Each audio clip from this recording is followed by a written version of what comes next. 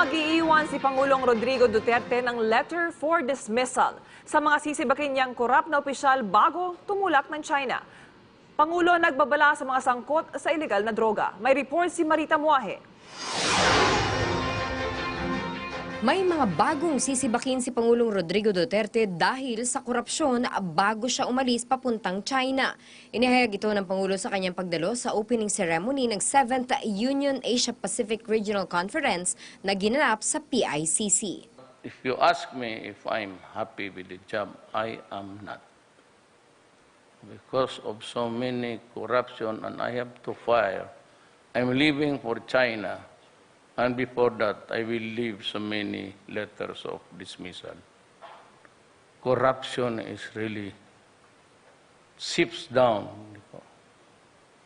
You have to have something more than just a warning.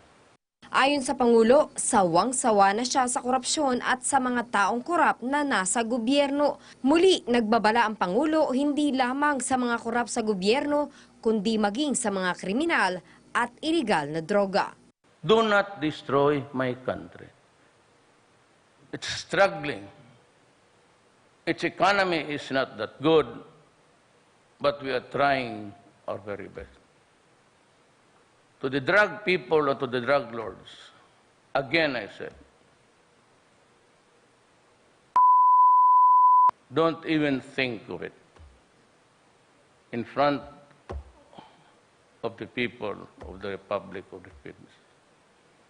Again, I will say, I will kill you. Samantala, sinabi ni Pangulong Duterte na hindi lahat ng Pilipino ay may pagkakataong maging presidente ng bansa. At para sa kanya, hindi man niya lubusang maintindihan kung paano siya naluklok sa pwestong ito, isa itong regalo ng Diyos. Subalit dagdag ng Pangulo, ang nais lamang niya ay maglingkod sa taong bayan at sa bansa. God gave me the presidency. I will give you a gift. I will clean this up.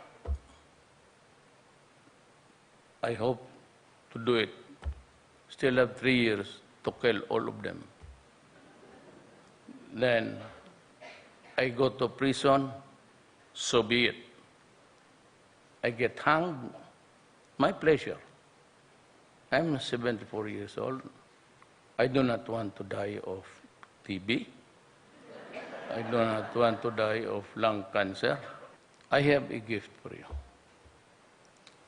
I am a government worker and I work for the people and to preserve the Republic of the Philippines. Marita Muahe, para sa Bayan.